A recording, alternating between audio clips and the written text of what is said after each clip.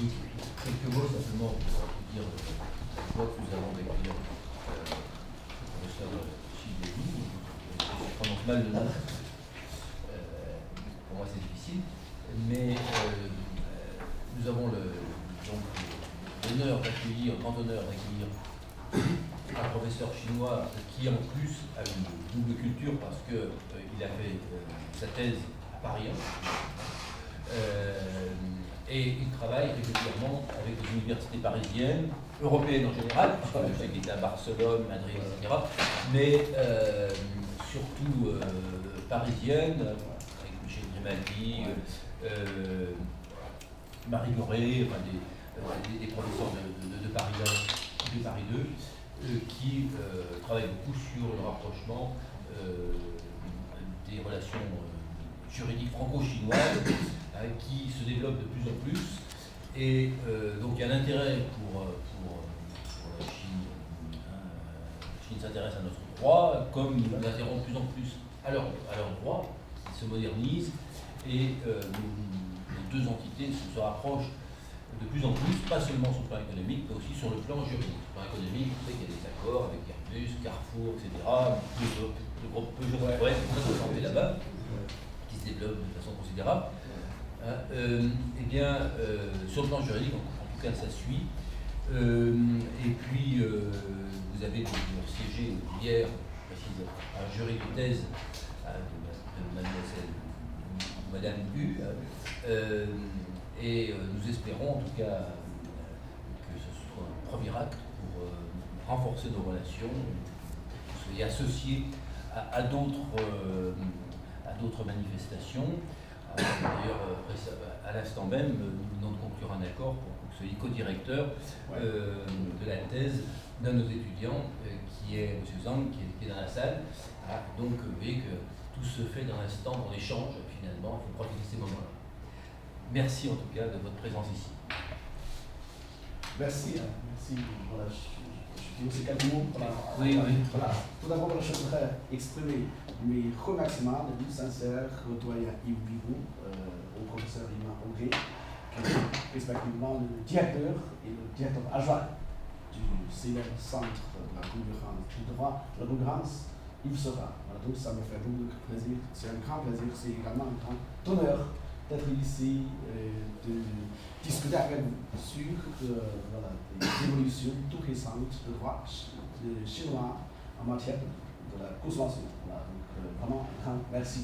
Merci de votre grande invitation, de votre grande honneur d'organiser cette manifestation scientifique, notamment disons, ce débat avec les étudiants. Voilà, ça me fait beaucoup plaisir. Merci. Je dirais également quelques mots moins généraux peut-être, parce que je suis un peu à l'origine de cette manifestation aujourd'hui et même en amont de cette origine se trouve donc Madame Hu, nouvelle docteure donc, de l'Université de Perpignan et qui a soutenu sa thèse très brillamment hier et qui est présente avec nous aujourd'hui. Donc effectivement, je suis ravi de présenter d'abord au professeur Chi les étudiants de l'Université de Perpignan, mais pas seulement, je sais qu'il y a aussi des doctorants d'autres universités, des doctorants d'autres facultés également qui sont présents dans cette salle. Il y a beaucoup d'étudiants du Master 2 droit économique et de relations d'affaires. Nous avons parlé de ce master précédemment puisque nous envisageons peut-être des collaborations et des échanges d'étudiants également avec votre propre faculté de droit, je reviendrai. Et remercier également des étudiants de Master 1 qui sont aussi présents dans cette salle, ainsi que des étudiants que je ne connais pas, mais je perçois quelques visages inconnus et cela prouve que c'est une manifestation qui intéresse un public assez large sur ce campus. Donc je suis très honoré de vous accueillir pour cette deuxième manifestation parce que vous êtes arrivé mercredi soir à Perpignan, vous repartirez demain. Donc vous avez peu de temps pour faire du tourisme et pourtant vous aimez les vieilles pierres, vous en ouvrez quelques-unes en cœur de ville en fin de journée. Vous avez participé à ce jury de soutenance de thèse hier, vous participez ce jour, vous assurez ce jour cette belle conférence sur la révision de la loi chinoise de la consommation et son influence sur le droit de la concurrence. Alors nous sommes évidemment dans une grande actualité, tant en droit chinois, puisque cette loi date du mois d'octobre 2013, qu'en droit français, puisque la loi Hamon a quelques jours seulement et que d'ailleurs la mise en œuvre de cette loi chinoise a également quelques jours seulement, elles ont 2 jours d'écart, le 15 mars sauf erreur, je crois, pour la loi chinoise, le 17 mars donc pour la loi française, et nous sommes là dans des thèmes évidemment qui sont au cœur des activités du centre de recherche, le centre de droit de la concurrence, etc., que vous avez cité. Alors vous venez de loin, vous venez de Pékin, de Chine, alors c'est toujours avec émotion que l'on reçoit des collègues étrangers et avec beaucoup de plaisir pour maintenant vous côtoyer depuis 48 heures. Vous êtes originaire donc de l'université Renmin Law School. Voilà, je vous ferai passer donc cette plaquette que M. le professeur Chi nous a aimablement fait passer. C'est, on peut le dire, l'université chinoise numéro 1 dans vos classements depuis maintenant plus de 15 ans. Donc c'est un grand honneur, c'est un fonctionnement différent du nôtre aussi pour l'information et nous apprenons tous les jours. C'est une université, pourtant la ville de Pékin n'a rien de comparable avec celle de Perpignan en termes de dimension, en termes de population. C'est une université avec une faculté de droit de 3000 étudiants seulement, pourrait-on dire, puisque nous avons 2000 étudiants en droit à Perpignan, quasiment. Donc simplement, le fonctionnement est très différent. C'est une université avec une sélection à l'entrée extrêmement rigoureuse, vous en doutez. Et donc nous avons là l'un des plus illustres représentants de la plus belle faculté de droit de Chine. Voilà. Donc c'est un grand honneur et je crois qu'il est temps pour moi désormais de vous céder la parole puisque les étudiants sont là pour vous écouter. Merci. Merci. Donc voilà, le sujet de mon exposé, voilà, disons, c'est sur la révision de la loi chinoise relative à la protection des consommateurs. Et voilà, je vais essayer de vous présenter les influences possibles sur le droit de la concurrence. Voilà, tout d'abord, je tourne, disons, un peu, voilà, disons, l'histoire de cette loi. Cette loi, voilà, en chinois, ça s'appelle le c'est adopté le 31 octobre 1993, c'est-à-dire donc 20 ans avant, voilà, adopté par le comité permanent de l'Assemblée populaire nationale, ABN, qui est, voilà, disons, le législateur, voilà, l'organe législatif chinois. Et, disons, en 2009, voilà, disons, on envisage, disons, là, une rédaction, disons, là, du projet de révision pour cette loi. Et en 2013, l'année dernière, donc, enfin, voilà, c'est achevé, voilà, disons, là. Tout d'abord, c'est une présentation, voilà, disons, de projet, voilà, CD en avril, le 23 avril, présentation du projet de révision, toujours au comité permanent de l'ABN, par M. Li Shi, qui est directeur du comité de travaux législatifs du comité permanent de l'ABN. Donc voilà, c'est pour son comité de travaux législatifs, voilà, donc c'est un organe très important qui est chargé de rédiger tous les projets de loi. Voilà. Et enfin, le 25 octobre, voilà, disons, on a adopté, c'est-à-dire le comité permanent de ABN a adopté le projet de révision de la loi. Et voilà, comme monsieur le professeur Yvan Hocquet l'évoquait tout à l'heure, voilà, le 13 mars 2014, voilà, disons là, cette révision a été mise en vigueur. Voilà. Là, disons, les réformes, disons, la principale portent sur plusieurs points qui me semblent assez similaires, voilà, disons, de l'évolution du droit français, la loi Hamon.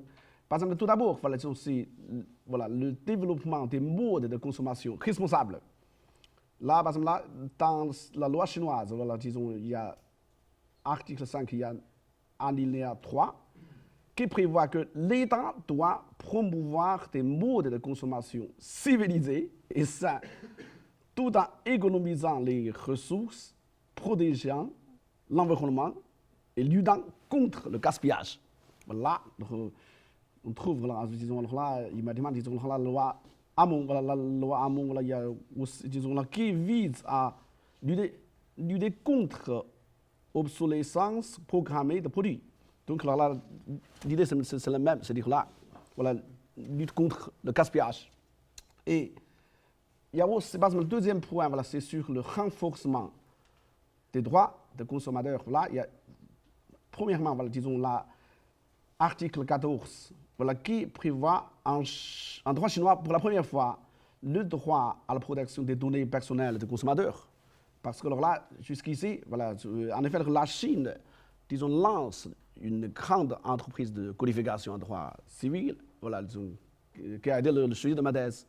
Et depuis une vingtaine d'années, mais pas encore achevé. Maintenant, on travaille beaucoup sur, disons là, une partie consacrée au droit de la personnalité. Là, on a déjà proposé plusieurs projets académiques. Voilà, là-dedans, on a proposé d'instaurer le droit, disons, à la protection des données personnelles, mais pas encore accepté par le législateur chinois. Mais, disons, dans cette loi de consommation, voilà, disons, c'est déjà instauré le droit à la protection des données personnelles. Donc, c'est un progrès considérable. Hein. Et dans l'article 29 de cette loi chinoise, disons, là, on prévoit des principes pour, voilà, disons, en matière de la protection des données personnelles. Donc, par exemple, là, principe de but légitime, de moyens légaux et de principe de proportionnalité. Voilà. Donc ça, vous connaissez voilà, très bien, qu'est-ce que c'est, voilà, c'est pas la peine d'expliquer. Et d'ailleurs, disons, dans ce même article 29, là, on souligne l'importance, disons, du droit au respect de la dignité humaine des consommateurs. Ça, c'est en matière de droit de consommation de la dignité humaine. Là, il y a alors une affaire très intéressante contre le Carrefour. Donc, le Carrefour a été condamné par le tribunal chinois. Hein. Voilà, c'est 2011, voilà, à Wuhan, voilà, à Wuhan.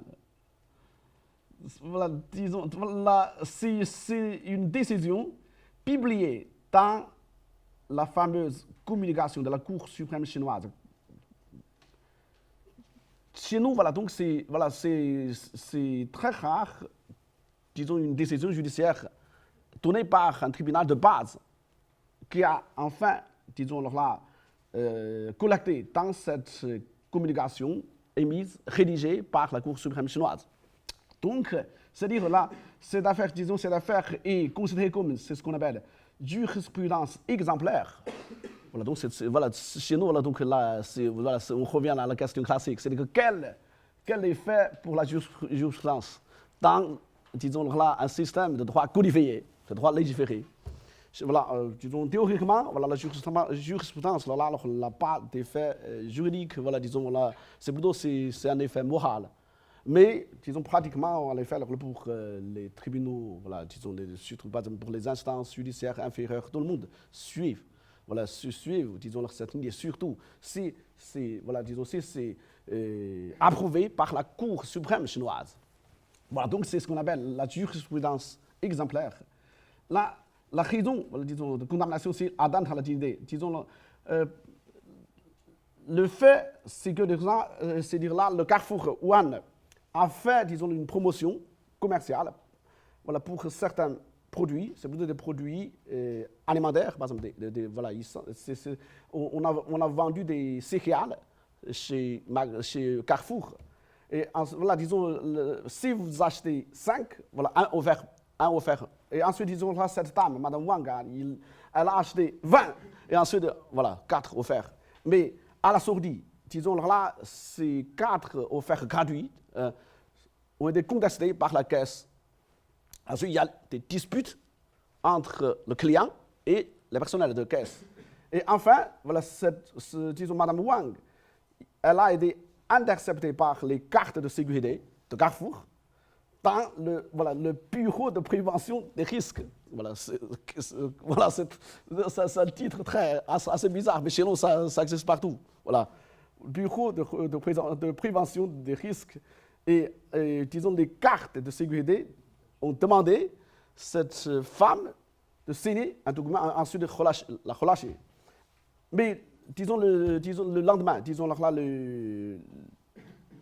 Madame Wang et son mari, donc ils sont revenus, disons là, au magasin Carrefour, et ils ont constaté que le nom de Madame Wang a été figuré dans la liste des voleurs du jour.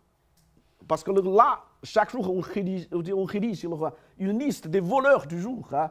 il y a son nom complet, il y a son signature, il y a des photos des marchandises volées. On dit les marchandises perdues et volées. Voilà, disons, et dans cette liste des voleurs, toujours, là, il y a une rubrique traitement. La solution, c'est quoi? Voilà, c'est écrit relâchement après éducation. Voilà, c'est pour ça, disons, là, Madame Mouvant a porté une plainte contre le Carrefour. Et enfin, Carrefour a des condamnés. Condamnés, voilà, disons, là, il faut, disons, publication, une lettre de demander pardon, voilà, auprès de la victime, voilà, disons. Et aussi, un dommage moral de 5 000 yuans, c'est à peu près 600 euros. 600 euros, voilà, disons. Donc, ça, c'est une affaire exemplaire, voilà. Disons, là, atteinte à la dignité humaine des consommateurs. Et ensuite, disons, là, il y a les trois, en chinois, voilà, c'est le symbole très connu, les 3 droits, on dit fondamentaux pour les consommateurs en cas de conformité. C'est en cas de non-conformité des marchandises à l'exigence prévue au contrat. C'est comme là, voilà, il y a droit du retour des produits, voilà, en 7 jours, bien sûr, à compter de la réception des marchandises. Hein. Droit de demander au vendeur de réparer et droit de demander le remplacement. C'est ce qu'on appelle le baoxiu, baoté, baohuan. Ça donne beaucoup de sens, notamment pour l'industrie automobile. Ça suscite aussi une grande objection de cette industrie, notamment des grands fabricants étrangers, par exemple américains. Ça, Peugeot, je ne sais pas, mais américain, voilà, le General Motors, voilà, on a contesté ça, voilà. Mais enfin, voilà, disons, la loi, disons, leur a imposé ce devoir, disons, là, aux entreprises. Et voilà, le devoir des professionnels, voilà, on dit là, les opérateurs commerciaux, on dit, voilà, chez nous, le Jin, c'est très difficile à traduire, voilà, disons, voilà, le devoir, voilà, quels sont leurs devoirs? Il y a de nouveaux devoirs ajoutés par ce projet de révision de loi. Par exemple, il y a article 18, il y a le garantie de sécurité. Ça, c'est voilà, une institution, voilà, inspirée par le droit allemand. C'est allemand. Voilà. Parce que là, c'est voilà, les hôtels, les magasins, les restaurants, les banques, les aéroports, gares, les arrêts de bus, les bourgs, le cinéma, tout ça. Donc, pour ces genres d'entreprises, ils ont le devoir de garantie de la sécurité, disons, voilà, disons, vis-à-vis des consommateurs, bien sûr, mais pas pour les autres. Donc, c'est pas un devoir général pour toutes les entreprises, c'est uniquement pour ce genre d'entreprise. C'est comme l'entreprise, disons, là, voilà, disons, qui ont un endroit public ouvert tous, c'est-à-dire, voilà. Il y a dans son article 19, voilà, le régime de rappel des produits défectueux. Ça, vous connaissez très bien, qu'est-ce que c'est? Mais pour nous, c'est la première fois, voilà, c'est prévu par la loi. Avant, c'était prévu par des règlements administratifs. Voilà. Et dans son article 23, voilà, c'est le renversement de la charge de preuve en cas de défaut de certains produits en 6 mois. Là, par exemple, certains produits, voilà, ils concernent, par exemple, des articles résistants et durables, par exemple, les automobiles, ordinateurs, réfrigérateurs, climatisateurs, machines à laver, et aussi des services, par exemple la décoration des immeubles, tout ça. Donc, voilà, encore une fois, ce n'est non plus un devoir général pour toutes les entreprises, uniquement pour ce genre de produits et de services. D'ailleurs, disons là, dans son article 45, disons, on impose une responsabilité résultant de la publicité trompeuse. Là, c'est-à-dire là, la sanction est plus grave que l'ancienne loi. Voilà, il y a sanction administrative. Il y a aussi responsabilité solidaire des diffuseurs ou des promoteurs, c'est-à-dire par exemple les chaînes de télévision. Voilà, il peut engager une responsabilité solidaire. Donc c'est très sévère. Voilà, les chaînes, imagine les grandes chaînes de télévision, tout ça. Et Voilà, disons, l'autre point, c'est le renforcement des sanctions pour les auteurs de fraude économique. Voilà, en France, voilà, vous avez, disons, les sanctions pour fraude économique. Par exemple, là, jusqu'à 10% du chiffre d'affaires, c'est ça, de l'entreprise. Le montant de l'amende, voilà, là, sera multiplié par 10. Donc, c'est beaucoup renforcé. Chez nous, là, on a le même problématique. Par exemple, là, dans l'article 54, tout d'abord, disons, en ce qui concerne le dommage punitif, maintenant, c'est 3 fois. 3 fois, autrefois, c'était 2 fois. Maintenant, on a triplé du prix payé. Et par exemple, là, on fait, disons, là, une estimation, par exemple, en cas de décès d'un consommateur, par exemple, là, le dommage punitif peut atteindre jusqu'à, voilà, disons, 300 000 € à Shanghai ou à Pékin. Par contre, presque la moitié à l'ouest, parce qu'il y a une grosse différence de niveau voilà, disons, du prix entre des régions, voilà, disons, l'Est et région Ouest. Mais là, on ne sait pas, est-ce qu'il faut instaurer un plafond pour l'anonymité, parce que là, selon le législateur, ils ont fait ils ont fait des recherches, notamment sur des États américains. Voilà, le législateur dit, là, on constate que dans certains États américains, il y a des plafonds. Parce que là, on pense que si on ne met pas le plafond, voilà, donc, disons, ça va tourner, disons, là, à l'inverse pour les intérêts des consommateurs. Parce que, voilà, en tout cas, peut-être c'est pas très bien. Mais enfin, disons, là, au sein du comité d'experts, l'opinion est divisée. Voilà, disons, enfin, disons, là, on n'a pas pris ce modèle de certains États américains. Voilà, on n'a pas de fond, pas de plafond d'anonymité. En tout cas, disons, l'idée, voilà, c'est de dissuader, notamment pour des fautes intentionnelles. Par exemple, en cas de faute intentionnelle provoquant la mort ou le dommage corporel du consommateur, dans ce cas-là, il y aura sanction pénale. Voilà, donc ça, c'est aussi nouveau. Là, pour le commerce électronique, comme en France, disons, le cyberacheteur est maintenant mieux protégé. Comme en France. Voilà, là. En Chine, le commerce électronique, ça se développe très vite. Par exemple, là, il y a des statistiques. En 2006, voilà, le chiffre d'affaires était 3 milliards. Mais, disons, l'année dernière, c'est 150 milliards. C'est beaucoup, c'est-à-dire là, maintenant, voilà, disons, par rapport à 7 ans avant, voilà, donc ça se développe vraiment très rapide, hein, disons, comme je l'ai évoqué hier, aujourd'hui, disons là, parmi les 10 plus grandes entreprises en matière de services Internet, la Chine a 3. On a 3, par exemple, le Tencent, voilà, le Baidu et le Alibaba, qui occupent presque la deuxième place, deuxième, quatrième et cinquième place. Donc, vraiment, ce sont des géants. Hein. Et voilà, disons, on a toujours, disons, la question fondamentale relative au droit de rétractation. Voilà, chez vous, là, donc, voilà, vous connaissez très bien, voilà, la loi Hamon, voilà, disons, a réformé le délai, par exemple, là, de 7 jours à 14. Tandis que chez nous, pour la première fois, la loi chinoise, disons, instaure ce droit, mais pour 7 jours, c'est en 7 jours.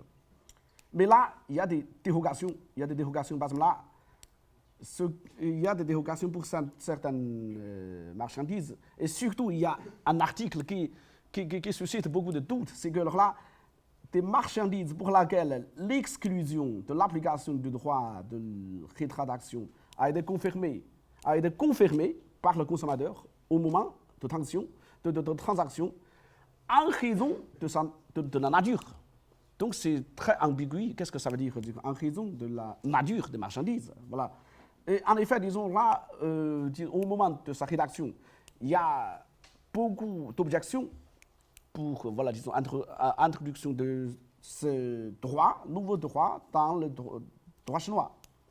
Par exemple, là, des industries, voilà, d'automobiles, des industries, disons, d'immeubles, ils sont contre. Imaginez, voilà, ils ont, parce que là, le chiffre d'affaires est immense, donc alors là, ils sont contre.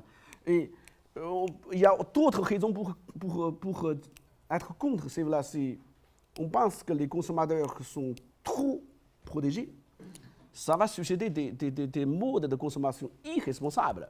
Par exemple, là, ça va encourager des achats capricieux. Par exemple, voilà, aujourd'hui, voilà, vous pensez que ce vêtement, voilà, en est joli, voilà, donc vous commandez. Et toujours, disons, là, vous recevez ce vêtement, vous dites non, c'est pas joli, c'est pas comme ça. Là, bon, voilà, disons, on fait le retour. On fait souvent comme ça. Il y a des gens qui font souvent comme ça. On pense que ça, c'est vraiment des consommations capricieuses, donc c'est irresponsable. D'ailleurs, c'est complètement un gaspillage. C'est un gaspillage, par exemple là, frais de port, et gaspillage de temps, tout ça. Là, donc c'est contraire à l'objectif de la loi, voilà, lutter contre le gaspillage, n'est-ce pas?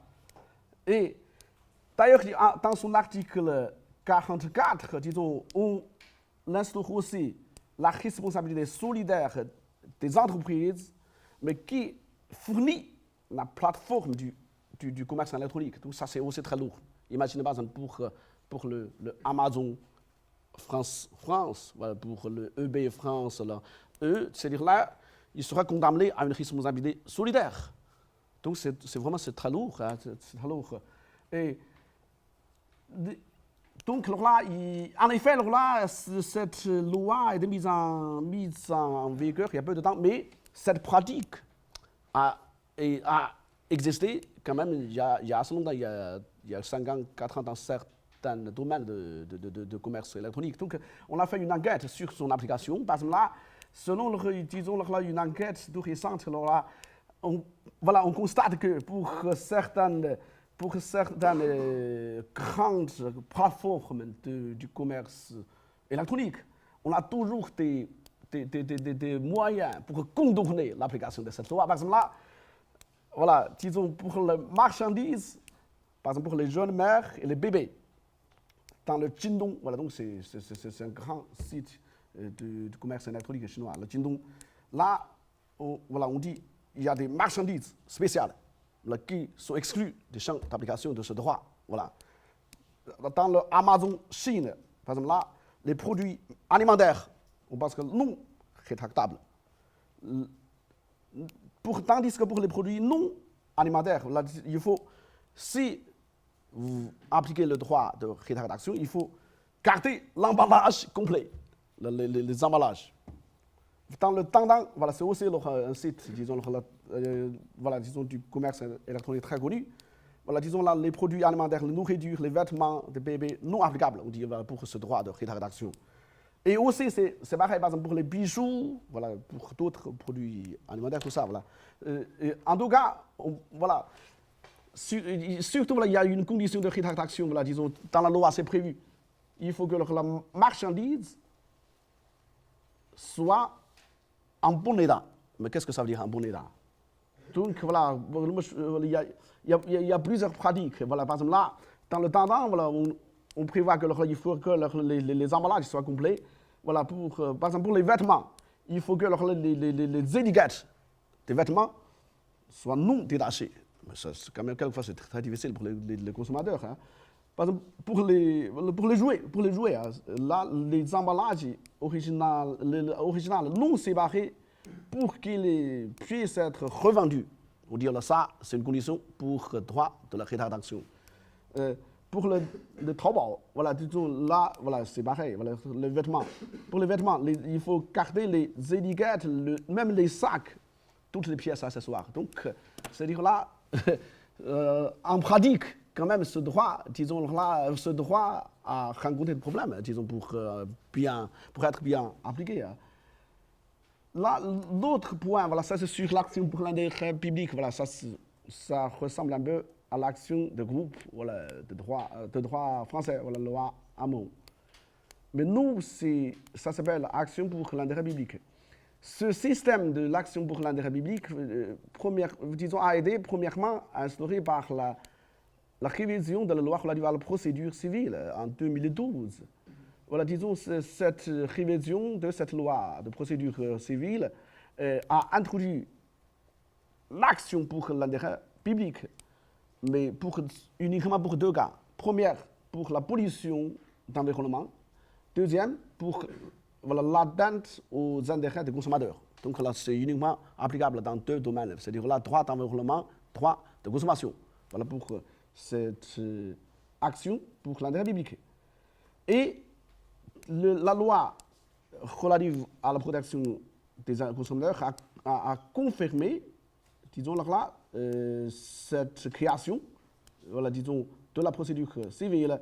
Dans son article 37, voilà, on instaure l'action pour l'intérêt public représentée par les associations des consommateurs agréées. Agréées, ça veut dire que c'est au niveau national et provincial. Voilà, pas plus bas. Voilà, donc les 2 niveaux, national et provincial.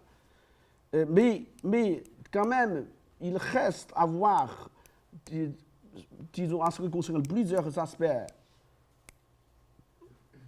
d'application. Par exemple, là, la prise en charge des frais de procédure, les frais d'avocat, et la qualité de demander la réparation. Est-ce que, voilà, parce que les associations, ils ne sont pas victimes, est-ce qu'ils ont droit de demander, disons, la réparation? Et voilà, si on obtient la réparation, comment répartir ces réparations entre les victimes, consommateurs? D'ailleurs, disons, comment garantir l'exécution de la décision judiciaire? Toutes ces questions fondamentales restent ambiguës, on ne sait pas. Voilà, donc on attend peut-être des règles d'application. Voilà. Et il y a des experts, voilà, y compris moi, qui sont plutôt pour la création des fonds d'indemnisation, par exemple, à travers cette action pour l'intérêt public. C'est-à-dire là, si, par exemple, une association de consommateurs porte une plainte, ensuite, par exemple, il gagne, ensuite, on peut obtenir, par exemple, une réparation, un titre de réparation, par exemple, là. Et ensuite, peut-être on peut créer un fonds, voilà, un fonds pour indemniser les victimes. Mais quand même, il y a aussi des experts qui sont contre. Là, encore des nouvelles questions sur les victimes. Est-ce que comment apporter, disons, la question de l'effet de la chose jugée, par exemple pour les nouveaux victimes, voilà, s'ils demandent, disons, la réparation, est-ce qu'il faut encore porter, disons, une plainte où il peut, disons, invoquer automatiquement, voilà, disons, la décision déjà rendue. Voilà, c'est ce qu'on appelle la chose jugée. Voilà, donc, reste pas tranché. Là, mais bon, en tout cas, nous disons, lors de la rédaction du projet de révision, il y a toujours des controverses. Parce que là, premièrement, c'est-à-dire la question, notion, voilà, on revient, disons, la question fondamentale, la notion de consommateur. Voilà. Chez vous, ça existe aussi. Voilà, voilà. Tout à fait. Consommateur, qu'est-ce que c'est un consommateur? La loi chinoise prévoit que, disons, là, consommateur, voilà, c'est dire, il faut que ça soit consommation quotidienne dans sa vie. Voilà, donc. Et ensuite, disons là, pour le consommateur financier, est-ce que ce sont des consommateurs ou des investisseurs? On dit non. Non, ça n'existe pas, parce que ce n'est pas consommateur, c'est pour l'investissement, c'est pour des buts lucratifs, c'est pour avoir de l'argent. Donc, ce n'est pas une consommation quotidienne. Mais par contre, par exemple, là d'une part, c'est-à-dire, si vous appliquez l'article 2, voilà, donc vous devez exclure, voilà, les consommateurs financiers. Par contre, si vous regardez l'article 28, voilà, en ce qui concerne, disons, les devoirs de la protection des données personnelles des consommateurs, mais cet article impose, disons, aux entreprises financières, voilà, disons, ce devoir de protection des données personnelles. Donc là, par exemple, il y a des entreprises financières en matière de bourse, d'assurance bancaire.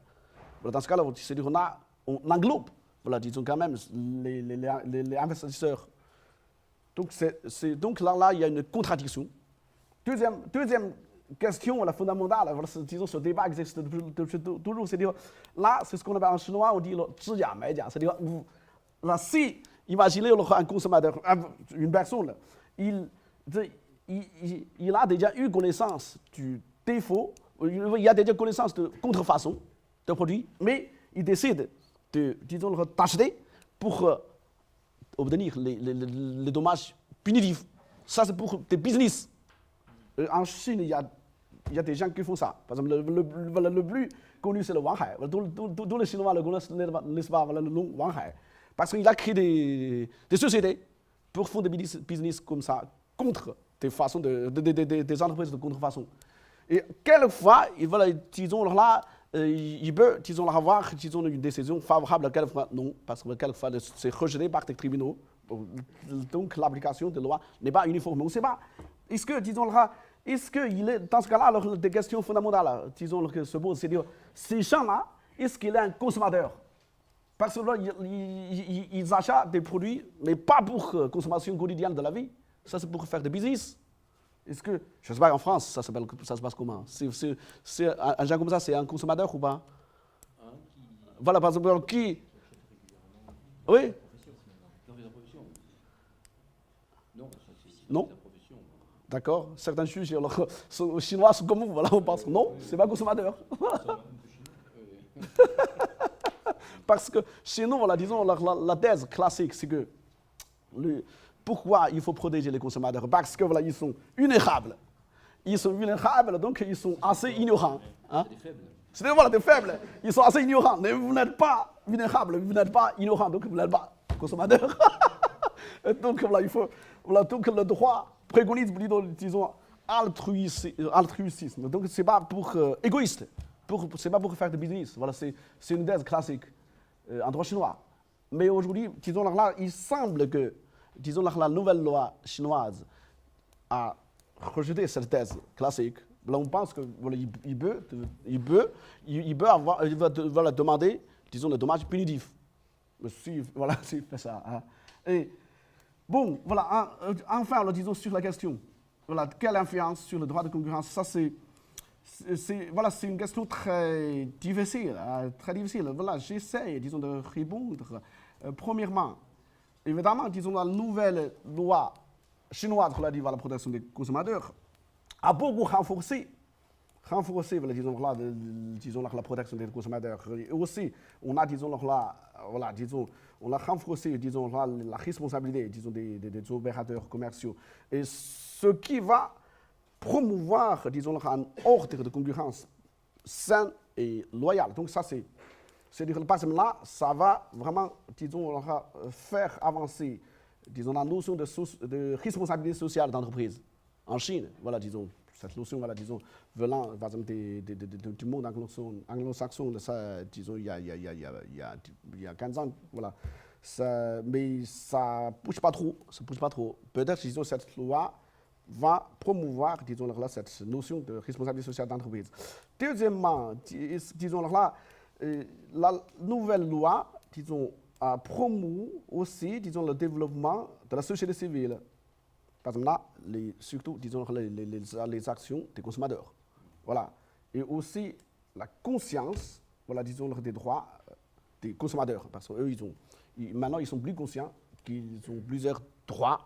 Voilà, disons, et ce qui pourra apporter des effets bénéfiques au droit de la concurrence. Voilà. Par exemple, en ce qui concerne, disons, l'action pour l'intérêt public portée par des associations de consommateurs, ça va peut-être susciter une atténuation du paternalisme, voilà, classique. Parce qu'avant, disons, on reste trop attaché au pouvoir gouvernemental. C'est-à-dire, voilà, s'il y a un problème, disons, voilà, dans ce cas-là, on fait belle, disons, toujours au gouvernement. Aujourd'hui, non. Peut-être, disons, la société civile peut, voilà, disons, régler ce genre de truc. Hein. Et troisièmement, peut-être il peut avoir aussi des effets pervers, disons, sur le droit de concurrence, parce que on peut constater peut-être, disons, une marginalisation du droit de la concurrence par rapport au droit de consommation. Pourquoi? Parce que, imaginez, voilà, disons, aujourd'hui, voilà, il y a de nouveaux mécanismes, par exemple, action pour l'intérêt public, il y a aussi, par exemple, disons, un nouveau mécanisme de règlement des différends en matière de consommation qui semble plus efficace, qui semble plus favorable, disons, aux consommateurs. Dans ce cas-là, par exemple, pour des pratiques, disons, par exemple, là, contraire à l'éthique morale. Dans ce cas-là, son concurrent peut toujours, disons, porter une plainte, disons, là, voilà, donc ça, c'est le mécanisme de droit de concurrence. Aujourd'hui, non, on ne fait pas ça. On dit, pour les concurrents, on va soutenir des consommateurs qui portent plainte. Nous, on ne fait pas ça. Parce que si le consommateur il porte une plainte, ça sera plus efficace. Voilà. Ce sera mieux traité voilà, par le pouvoir public.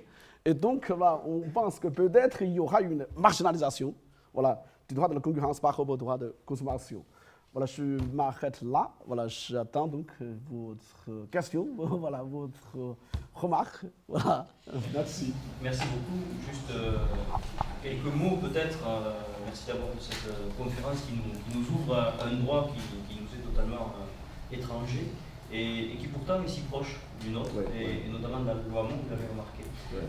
J'observe juste qu'on en discutait à l'occasion de quelques déjeuners, que le droit chinois finalement est très sensible à l'influence des droits étrangers lui aussi, puisque vous avez évoqué le droit allemand, vous avez évoqué le droit français, j'ai pu découvrir à travers les dommages intérêts punitifs l'influence du droit anglo-saxon.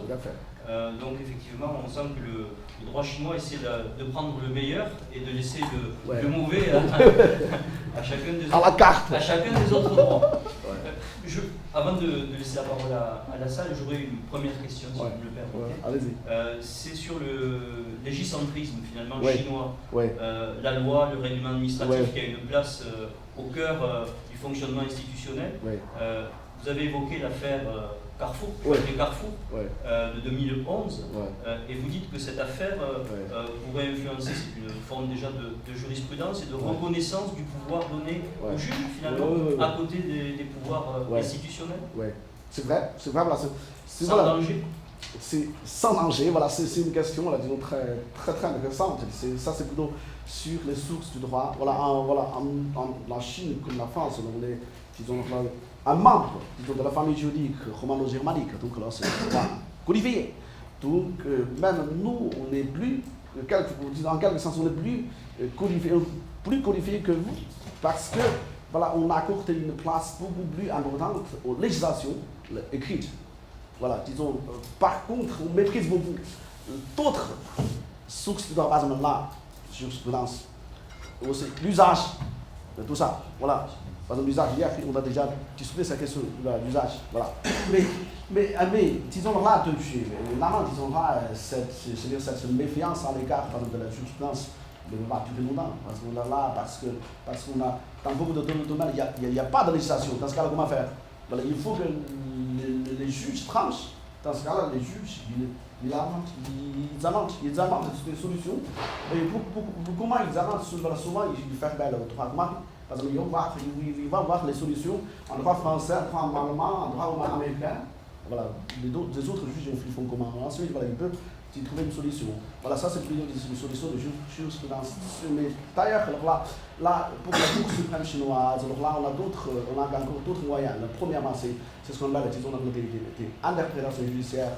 Là, parce que souvent, si tout d'abord le législateur a fait une loi, et ensuite, peut-être 1 an, 2 ans après, voilà, bon, là, la Cour suprême chinoise va éditer un texte qui est beaucoup plus long que la législation. Au long d'application, de la loi. Mais en effet, c'est un texte normatif. C'est pas seulement une jurisprudence. D'autres moyens, c'est par ce qu'on appelle jurisprudence exemplaire depuis quelques années, disons la Cour suprême chinoise. Disons, essaye d'établir une série, disons, de jurisprudence exemplaire. Voilà, évidemment pour uniformer l'application des tribunaux chinois, voilà, pour le droit chinois. Donc, c'est déjà là, théoriquement, la jurisprudence n'est pas une source de droit, mais pratiquement, oui. Et la jurisprudence française est aussi une source internationale, parce que l'arrêt Chronopost, par exemple, vous connaissez l'arrêt Chronopost? Voilà. Je me suis aperçu que l'arrêt Chronopost était connu en Argentine, par exemple, et suscite beaucoup d'intérêt, de discussion, même, je me souviens c'était en Espagne, on avait le président de la Cour suprême d'Argentine, qui était présent dans la salle, et qui m'a interpellé sur l'arrêt Chronopost en me demandant, j'étais capable de répondre, si le 3e arrêt Chronopost était, j'en pensais par rapport au 2e, je ne connaissais pas le détail, mais j'étais vraiment surpris qu'on me pose ce genre de questions, c'est-à-dire qu'une jurisprudence finalement assez banale ait pu comme ça traverser les frontières. En Chine, si on parle de l'arrêt Chronopost, c'est un arrêt connu. D'accord, d'accord, d'accord. Alors, sur ce point-là, c'est très intéressant parce qu'il y a quelques années, là, chez Canadien, là, un petit, donc ça c'est sur l'application du droit comparé et du droit international par exemple, les juridictions suprêmes nationales. Là, j'ai fait une comparaison entre par exemple, la Cour américaine, voilà, la Cour suprême des États-Unis, la Cour chinoise, voilà, la Cour chinoise, aussi la Cour Israël. Et encore, on a aussi, disons là, la juridiction suprême britannique. Là, on fait une grande comparaison. Enfin, voilà, on trouve que, disons là, tout d'abord, pour la Cour suprême américaine, qui est très conservateur, très hostile au droit comparé, au droit étranger, au droit international. Ça ne m'étonne pas. Voilà. Par contre, le plus ouvert, c'est la Cour suprême Israël. Voilà, parce qu'il y a dans un de ces affaires rendues il y a peut-être 10 ans, on a invoqué bibliquement, disons, une source du droit étranger. C'est vraiment très ouvert. Par exemple, là, en ce qui concerne, disons, la consommation responsable, chez nous, les honneurs de la rédaction, il y a aussi eu beaucoup de controverses, comme tout à fait voilà, comme ce que vous l'avez évoqué. C'est-à-dire là, on dit, qu'est-ce que ça veut dire, disons, consommation responsable? La responsabilité, c'est tout d'abord, c'est responsabilité des entreprises. Voilà, disons, en matière de consommation, c'est toujours la responsabilité des entreprises, pas la responsabilité des consommateurs. Voilà, si vous dites que disons, les consommateurs doivent être un consommateur responsable, ça ne veut dire rien. Ça veut dire rien. Évidemment, disons, là, on a raison de dire ça. Mais pour le législateur chinois, je pense que, disons là, ça c'est plutôt promouvoir, disons, une méthode, disons, de consommer, une façon de vivre, c'est-à-dire être plus responsable, disons, c'est-à-dire là, pense, disons, aux générations futures. Voilà, donc, c'est-à-dire là, vous achetez des choses, mais vous ne pouvez pas disposer, disons, de n'importe quelle manière, voilà, c'est ça. C'est ça, disons là. Donc, ça, c'est aussi, évidemment, il y a une influence écologiste. Écologiste. Voilà, voilà, le développement, voilà, disons, durable. Voilà, il faut penser aux générations. Les pièces détachées aussi. Il y a une instruction sur les pièces détachées, l'obligation de fournir les pièces détachées, s'engager à les livrer dans un délai de mois, etc. Donc, ça, c'est important pour promouvoir la réparation. Oui, tout à fait. Est-ce qu'il y a des questions dans la salle, peut-être? Ah, ce ne soit pas un dialogue. Allez-y. Enfin, c'est concernant la définition du consommateur. Vous avez mentionné tout à l'heure que pour les exploitateurs d'un magasin, d'un cinéma ou d'un aéroport, quelque chose comme ça, une obligation de sécurité pour les consommateurs. Mais la question se pose, est-ce qu'on est qualifié de consommateur si on est vraiment payé quelque chose? Par exemple, il y a pas mal de Chinois qui ont préféré de profiter de la climatisation d'un magasin ou quelque chose. Et on est considéré comme des baladeurs, hein, mais on peut aussi qualifier comme un consommateur potentiel. Mais si on n'a pas vraiment acheté quelque chose, on peut être qualifié de consommateur concernant l'obligation de sécurité ou non. Voilà, c'est une très bonne question, mais ça, c'est une question assez classique. C'est-à-dire là, voilà, si vous distinguez, disons, les gens qui sont vraiment, qui viennent ici pour achat, ou d'autres gens qui sont là, viennent ici pour balader, voilà, disons, c'est injuste. C'est injuste pour les derniers.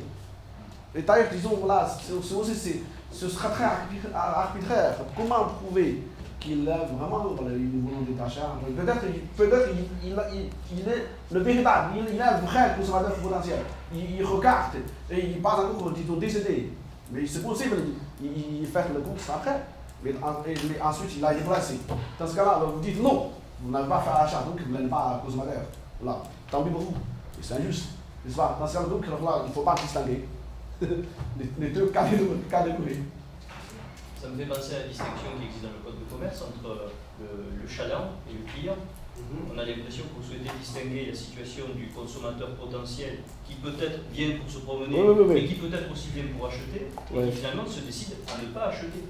Et donc, ce serait peut-être aussi remettre en cause la liberté de ne pas contracter, puisque la liberté de contracter, de passer un contrat de consommation, c'est aussi la liberté de ne pas le passer. Oui, oui. Parce que je n'ai regardé sur les arrêts chinois, et du coup, c'est en effet un ami qui a amené le petit pour, je ne sais pas si c'est vraiment pour acheter quelque chose ou se balader. Et l'enfant est baissé par escalier mécanique. Donc, je ne sais pas si finalement ça se fait. En droit français, c'est une question assez classique, mais assez fumeuse. C'est-à-dire que la jurisprudence n'est pas très claire en fonction des situations. Par exemple, si on est dans un hôtel, si on est chez le médecin, alors là, la jurisprudence dit qu'il y a une obligation contractuelle de sécurité et de résultat. C'est ça qu'il faut appeler, c'est le résultat moyen. Il y a une obligation de sécurité depuis, alors, vous avez oublié l'influence allemande, mais en France, je pense qu'on était antérieur aux Allemands, puisqu'on a un arrêt qui date de compagnie maritime, alors il est de 1911, je ne sais plus exactement, au début du siècle, là, qui vient affirmer une obligation de sécurité pour le transporteur maritime à l'époque, mais aussi SNCF, etc. Donc c'était généralisé et compris comme ça, l'arrêt de principe. Et finalement, on distingue en fonction des situations. Alors, le restaurant, l'hôtel, bon là c'est contractuel, de résultats de moyens, mais et puis il y a celui qui est à l'intérieur d'un magasin, qui est effectivement l'acheteur potentiel. Alors là, c'est pas vraiment du droit de la consommation, pour nous c'est du droit de la responsabilité délictuelle ou contractuelle. Et là, on considère qu'il y a que c'est la responsabilité délictuelle parce que en rentrant dans le magasin, il n'y a pas d'engagement contractuel. Il vient pour voir, il n'a pas pris il n'a pas encore acheté, et que c'est la responsabilité délictuelle. De toute façon, ça a un intérêt relatif parce que là, il sera protégé par la chute de chariot, je ne sais pas quoi, d'un objet quelconque. Ce sera la responsabilité des choses qui va s'appliquer, qui est bien plus protectrice que la responsabilité contractuelle. Parce que là, il faudrait démontrer que l'obligation de résultat, il n'y a pas d'obligation de résultat, parce qu'il est libre de ses mouvements, le magasin. Donc il vaut mieux qu'il reste sur le terrain délictuel, c'est-à-dire qu'il vaut mieux qu'il ne soit pas reconnu comme consommateur ou comme contractant pour avoir le maximum de protection. C'est un peu le même système que la gare. Parce que passé un temps, on a appliqué jusqu'en 89, on a dit voilà, tout dépend de la situation. Lorsqu'on est sur le quai, on doit être protégé comme par une obligation contractuelle de moyens. Parce qu'il va y avoir découvert le monde en disant obligation moyenne de moyens, mais finalement, ça oblige à démontrer la faute. Donc il valait mieux protéger, comme on l'a fait en 89, par l'obligation délictuelle, c'est-à-dire en disant vous êtes protégé sur le terrain de 1984, si vous êtes heurté par un wagon, etc. Et là, du coup, vous n'avez rien trouvé, c'est une responsabilité de plein droit. Donc je pense que là, pour le coup, il vaut mieux ne pas être consommateur et rester dans son coin, donc je n'ai pas passé de contrat, parce que la protection est meilleure. Tandis que en droit français. Non, mais je veux dire, compte tenu des distinctions que nous avons, 1384, qui sont critiquées et critiquables, parce que ça vient introduire plus de confusion qu'autre chose. En droit chinois, tandis qu'il y a, disons, le dommage corporel, ça rentre toujours dans la catégorie de la responsabilité civile, délictuelle. Voilà, c'est le plus contractuel. C'est jamais contractuel? Non, donc alors là, sur ce point-là, on revient à la question classique, c'est-à-dire la question de cumul des responsabilités. Voilà. Là, en effet, nous, parce que les juristes chinois, on regarde de près, disons là, sur la réforme du droit des obligations français. Parce que là, nous avons bien étudié le projet, par exemple, Pierre Catalan. Là, en 2018, on a organisé, moi, avec Marie-Goury, et au Scribine Gabriel, on a organisé un très bon colloque sur la réforme de la responsabilité civile avec la participation de Mme Geneviève Vinet. Voilà. Donc on a bien étudié, disons, le projet Cadana. Il nous semble que, disons, aujourd'hui, disons, sur le projet Cadana, disons, la solution proposée est assez proche du droit chinois. C'est-à-dire là, voilà, on peut opter soit pour, disons, responsabilité contractuelle, soit pour responsabilité délictuelle. Mais tandis qu'il y a, disons, le dommage corporel, dans ce cas-là, ça rentre plutôt dans la responsabilité délictuelle. Voilà. Des questions, même subversives. Super facile, oui. Allez-y. Je vais vous demander, est-ce que vous accordez une place dans le devoir d'information du professionnel envers le consommateur? Et si oui, quelle place vous y accordez? Excuse-moi, Devoir d'information. Voilà. Oh, d'accord. Droit à l'information, voilà. Devoir d'information du consommateur. Oui, ça c'est pas que ce droit, voilà, c'est déjà prévu dans l'ancienne loi. C'est pour ça, voilà, je ne sais pas parler ça. Voilà, c'est déjà prévu dans la loi de 1993. Voilà, droit à l'information. Voilà. Et quelle place vous y accordez? C'est-à-dire Là, voilà, c'est le premier droit, c'est le droit fondamental pour le consommateur. Parce que ça, disons là, c'est vraiment la première étape. Il faut qu'on soit informé, bien informé. Ensuite, voilà, on peut faire les autres étapes. Voilà.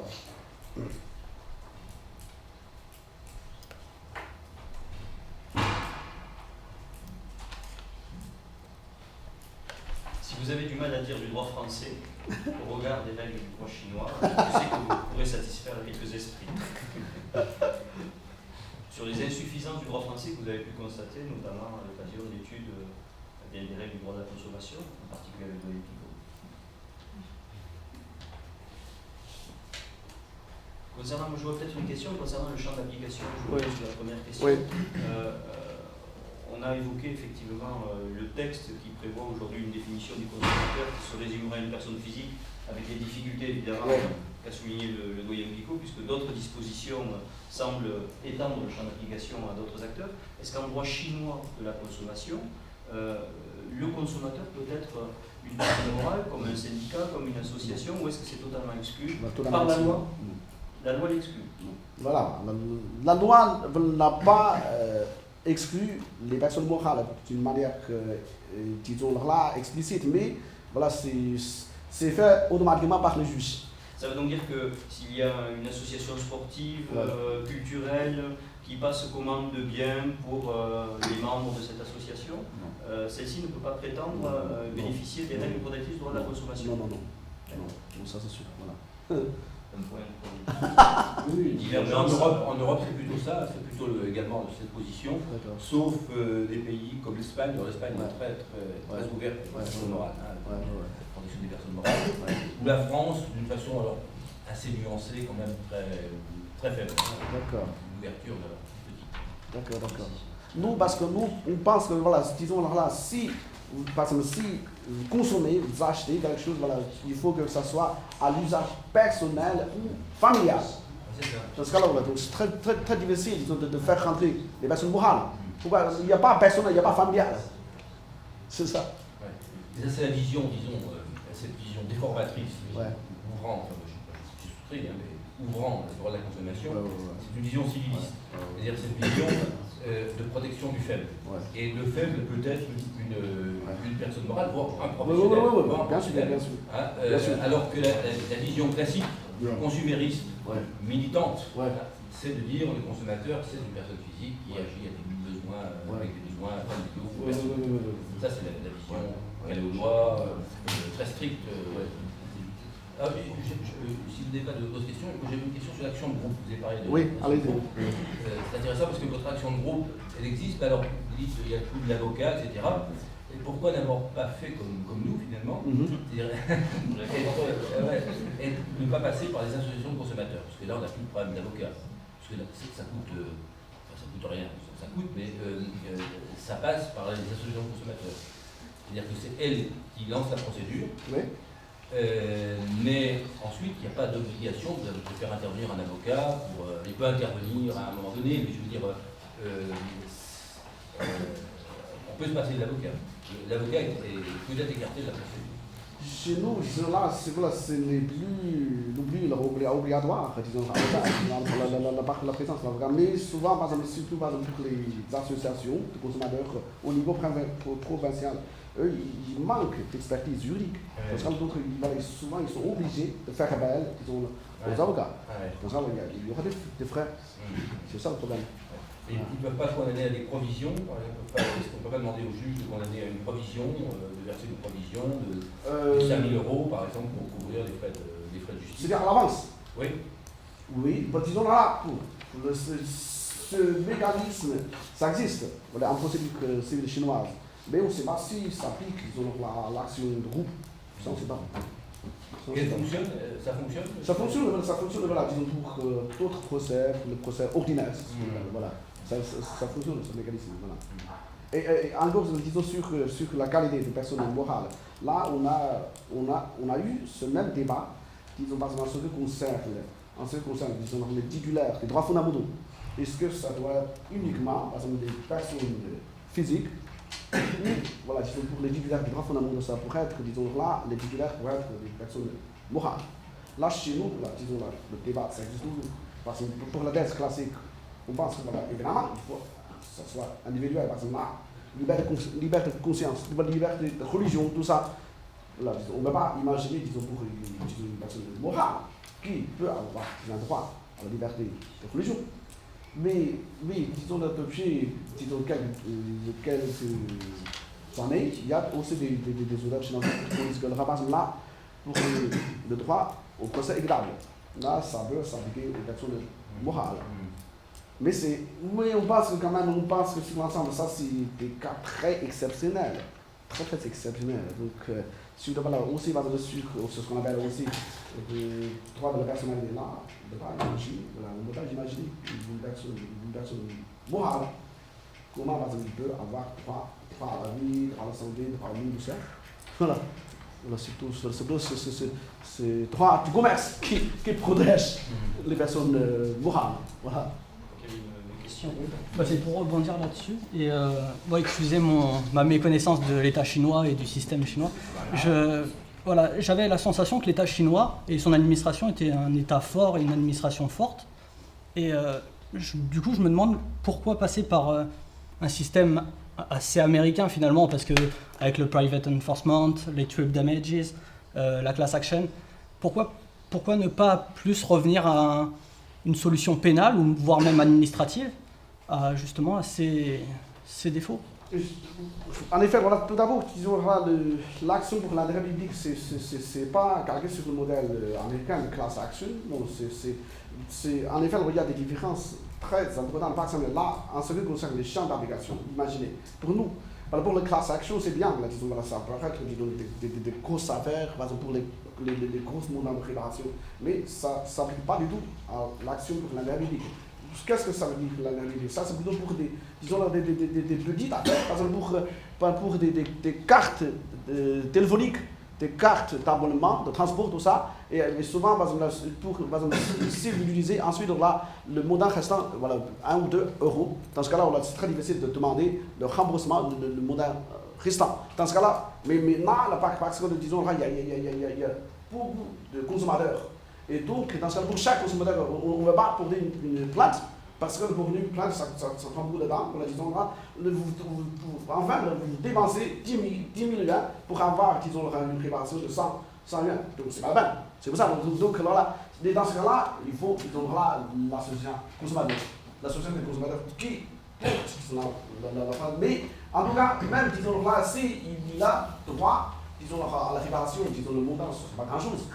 Ne serait-ce pas aussi pour satisfaire la demande publique à travers le développement des médias des Chinois d'avoir un droit de la consommation aussi pour répondre à la question que le droit administratif, bien qu'il reste présent et puisqu'il donne les autorisations de mise sur le marché, les normes, on en a parlé sur notamment le produit, le défaut du produit et les normes de qualité qui sont très développées en Chine, beaucoup plus qu'en France, tout produit est normé et surnommé.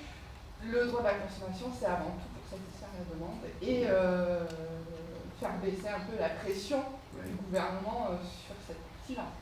Non, parce que l'administration reste présente. Bien sûr. C'est là, voilà, dans un domaine de la protection de la consommation, évidemment, tout d'abord, c'est le pouvoir, administratif qui joue le rôle primordial. Voilà, souvent, on a des cas, par exemple là, de très nombreuses victimes, consommateurs. Dans ce cas, tout d'abord, c'est le gouvernement qui intervient en première temps. Mais on pense que, disons là, quelquefois, disons là, le gouvernement, parce qu'il est trop demandé. D'ailleurs, il est trop présent. Il est trop présent quand même. il a la limite de sa capacité. C'est ça, il ne peut pas faire tout faire. Dans ce cas-là, il faut laisser, voilà, disons, faire à la société civile. C'est ça. Surtout, disons, là, depuis 20 ans. Depuis 20 ans, disons, là, on voit vraiment, disons une émergence, disons, d'une société civile en Chine, disons, progressivement, d'une manière progressive, par exemple, en matière de protection d'environnement. En effet, voilà, vous voyez, les ONG qui sont très, très dynamiques aujourd'hui. Voilà, même pour certains pouvoirs administratifs locaux, ils ont vraiment peur de ces ONG. Parce qu'ils protestent, ils manifestent contre beaucoup de projets, disons, lancés par des gouvernements locaux. Donc, voilà, là, c'est déjà, disons, une société civile, même, disons, à l'encontre, disons, de la volonté politique du gouvernement. Voilà. Sur cet objectif de la loi, c'est-à-dire la protection de l'environnement, parce que justement, c'est surprenant de voir dans la loi chinoise cet objectif qui peut aussi être quelquefois en contrariété avec d'autres objectifs comme le développement industriel, le développement économique. Est-ce que ces questions sont débattues avant d'être inscrites noir sur blanc dans un texte de loi aussi important? Tout à fait, parce que l'exemple, c'est-à-dire avant d'être délibéré, avant d'être adopté, le projet avait soumis remarques à plusieurs instances gouvernementales. Par exemple, là, le ministère de l'Industrie, tout ça, voilà, disons, cela représente les puissances industrielles. Et aussi, par exemple, là, les chambres du commerce, donc ils ont exprimé leur thèse, leur opinion, quelquefois très forte. Ils s'opposent. Voilà, ils s'opposent. Là, je me dis, là, pour l'industrie automobile, ils sont très hostiles. Disons, à ces révisions. Oui. Vraiment très, très hostiles. Mais bon, aujourd'hui, aussi, par exemple, il y a aussi des grandes compagnies d'assurance. Ils sont hostiles. Les banques, voilà, plus silencieuses. Les banques, par contre, l'assurance, ils sont hostiles. Mais ne touchez pas trop à Carrefour. Un petit peu. Mais le Carrefour a connu vraiment un grand succès en Chine. Et voilà, disons, là, du point de vue commercial, même du point de vue culturel, parce que là, cela représente quand même l'identité française. Aujourd'hui, voilà, c'est largement accepté par le public chinois. C'est un grand succès, le Carrefour. Beaucoup plus. Ça, je pense que c'est plus. Même s'il a connu un succès, surtout par rapport au géant américain, le Walmart. Le Walmart, non. Le Carrefour, oui. Ça, c'est bien.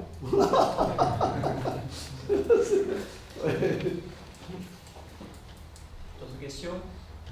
Peut-être? On aura peut-être une dernière, un petit peu subversive. Vous avez évoqué le droit de rétractation. Je ne peux pas rentrer dans la technique, mais juste sur la question sur la mise en œuvre du droit en Chine. Vous avez évoqué le droit de rétractation, et notamment, vous êtes un petit peu interrogé sur cette notion de retour en bon état. Notion finalement un peu floue, j'ai cru comprendre que c'est un peu flou dans votre esprit. Ça allait un petit peu dans le mien également.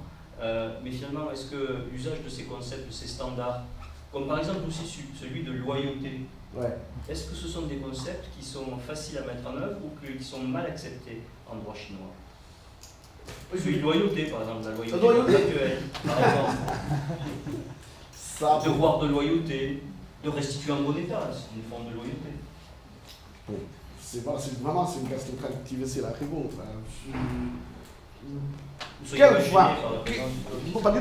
Quelquefois, moi, par exemple là, chez nos collègues, peut-être moi aussi, moi je pense que bon, ça c'est plutôt peut-être des bons slogans. Qu'est-ce que ça veut dire, loyauté?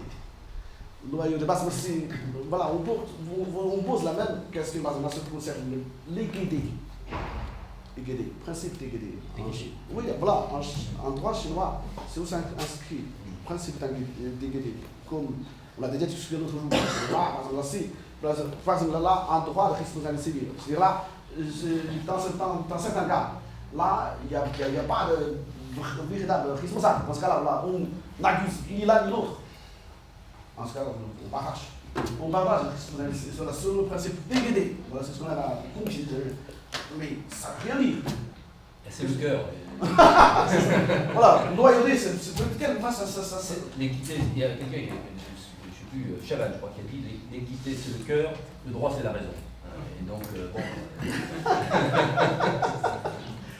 Voilà, ce sont des concepts généraux, mais qui laissent trop de marge de manœuvre pour les juges. Mais cela peut, disons, reposer une application arbitraire. La justice, n'est-ce pas? Loyauté, qu'est-ce que ça veut dire loyauté? Alors, nous, comme d'autres jours, disons, on a déjà débattu sur la question de l'éthique morale. Comment, voilà, moi, j'insiste, disons, de lire l'arrêt de la Cour suprême chinoise sur le Tenzin et le Qihou. Voilà, c'est ça, là, la Cour suprême chinoise dit dans son arrêt, sans précédent, voilà, plus d'une quinzaine de pages, très bien motivé, c'est très rare pour la Cour chinoise. C'est rare pour la Cour française, pour la cassation. Voilà. Souvent, je pense que les décisions ne sont pas très bien motivées. Voilà. Chez nous, c'est pareil, on a même une tradition très rare.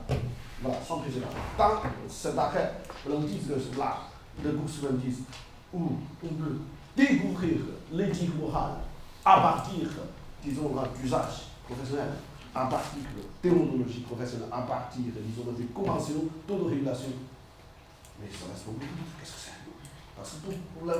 Disons là, parce que imaginez, le demandeur a déjà, disons, présenté, voilà, disons, un usage contraire à ce que, disons, le demandeur a déjà leur présenté. Dans ce cas-là, disons là, est-ce que, voilà, donc la charge de preuve, tout d'abord, voilà, disons, dans ce cas-là, voilà, ça impose, disons, au demandeur. Mais est-ce que, voilà, disons, la question qui se pose, est-ce que, disons, ça, tout d'abord, c'est un standard objectif ou un standard subjectif? Et ensuite, est-ce que, disons, là, c'est fait d'office par le juge d'office ou, voilà, disons, ça doit être prouvé, voilà, ça. Et on ne dit pas ça, on dit, voilà, là, en tout cas, les juges, ils veulent découvrir, disons, l'usage. Mais ça laisse vraiment beaucoup de doute, voyez. Voilà, d'ailleurs, comme je l'ai dit hier, ça pose aussi une question de légitimité de source de droit, parce que dans le droit de concurrence déloyale, dans le droit de la concurrence chinois, là, disons, on n'énumère pas l'usage comme source de droit. Mais maintenant, disons, on n'accorde pas. Donc, l'usage peut être une source de droit. C'est une question de légitimité. Quelle légitimité jusqu'à là? N'est-ce pas? C'est moi qui avais peut-être une question, une dernière question. Oui, justement sur le devoir de loyauté, donc vous dites que c'est une notion assez floue. En droit français, la loyauté contractuelle, la bonne foi contractuelle inonde tous les droits. On l'a dans le droit civil, dans le droit de la consommation. C'est notamment, une des causes, c'est la perte de l'indemnité généralement. C'est le dernier rempart invoqué généralement par le défendeur. Et quelle est la portée justement de la mauvaise foi, du demandeur en droit chinois? Est-ce qu'il perd toutes ses protections? Comment ça se passe? C'est là, bon, je pense qu'on a déjà bien discuté ce question hier lors de la soutenance. C'est là, évidemment, je suis sûr que là, ce genre de concept, ce genre de clause générale soit utile. Évidemment, c'est utile, parce que là, c'est, comme vous l'avez évoqué, c'est le dernier rempart. Parce que là, il n'y a pas de disposition pertinente. Voilà, là, on ne trouve pas une disposition législative. Dans ce cas-là, on fait appel, disons, par la clause générale. C'est leur fonction, n'est-ce pas? Mais quand même, ça pose aussi beaucoup de problèmes. Surtout, ça pose problème pour la sécurité juridique. Parce que là, il y a voilà, c'est ce qu'on appelle une fuite vers la clause générale. Voilà, dans ce cas-là, souvent, pour les juges, bon, c'est une clause qui passe partout. Voilà, on invoque automatiquement la clause générale sans la peine, disons, de trouver une disposition pertinente.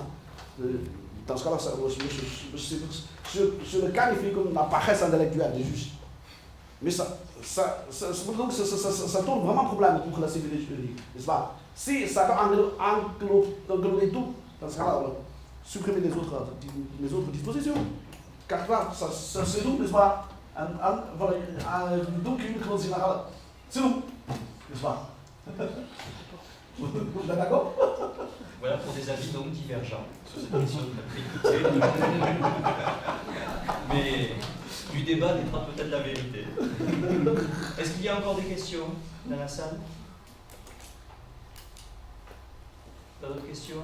Monsieur le doyen, est-ce que vous avez quelque chose à ajouter? Rien à ajouter. Non. Parler. Monsieur le professeur Chi? Non, merci. Non. Écoutez, je vais vous remercier pour cette conférence qui, je vais le dire aux étudiants, a été spontanée et bien sûr gracieuse pour les étudiants du PVD. Et donc merci de cet exposé, merci de ces débats que l'on a pu avoir tous ensemble. Et je vous félicite et je vous remercie donc pour ce séjour à Perpignan. Je vous souhaite d'en profiter un petit peu, quelques heures, il vous reste quelques heures à profiter. Donc plus trop du soleil catalan, mais en tout cas du sud de la France. Merci.